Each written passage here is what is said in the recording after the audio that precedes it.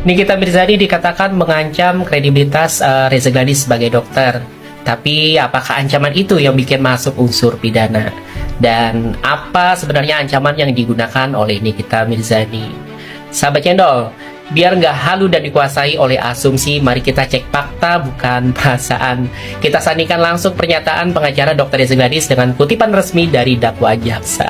Serta mengirimkan pesan, katanya begini, ini baru salah satu, belum semuanya mail.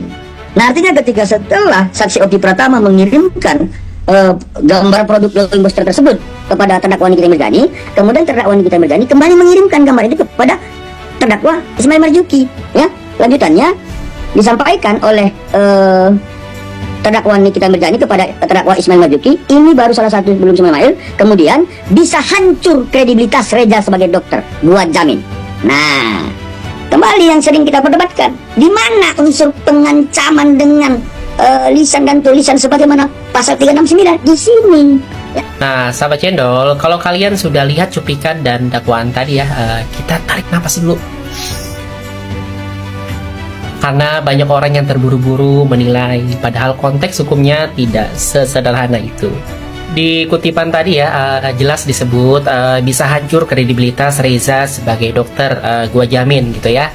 Tapi frasa itu tidak berdiri sendiri, sahabat Cendol, karena muncul dalam konteks diskusi tentang produk skincare, bukan soal kompetensi medis. Nah, sekarang kita bahas pelan-pelan. Jadi di dalam hukum pidana, teman-teman, tidak semua ancaman itu otomatis jadi pemerasan.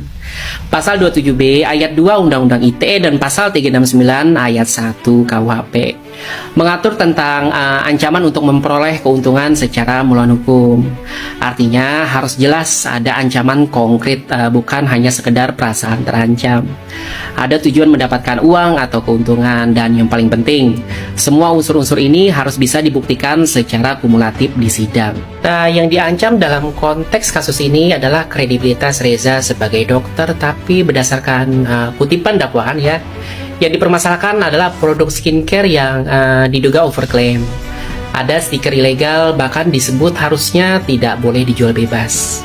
Nah, jadi ancaman terhadap kredibilitas dokter kah atau teguran atas praktik bisnis? Kalau konteksnya adalah bisnis tentang skincare ya, maka kredibilitas yang dimaksud bukan kapasitas sebagai dokter, tapi sebagai pelaku usaha, dan itu sangat berbeda secara hukum. Kita juga harus adil, sahabat Cendol.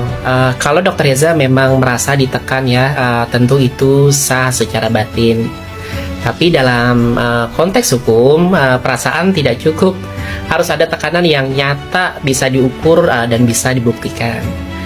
Dan kalau memang ya merasa ditekan karena khawatir kredibilitas jatuh akibat produk yang diduga ilegal, justru itu menguatkan ya bahwa produk yang dijual memang bermasalah. Kalau tidak masalah ya kenapa khawatir kan? Kenapa bersedia membayar? Nah, dalam dunia yang riuh oleh opini, sahabat Cendol, belajar menunda penilaian itu adalah bentuk intelektualitas. Apalagi dalam hukum pidana, di mana satu kalimat bisa beda arti ya tergantung konteks. Jadi mari kita jangan terpancing dengan narasi sepotong ya, jangan terlalu cepat jadi pendukung kebenaran kalau belum mengerti betul apa yang benar secara hukum.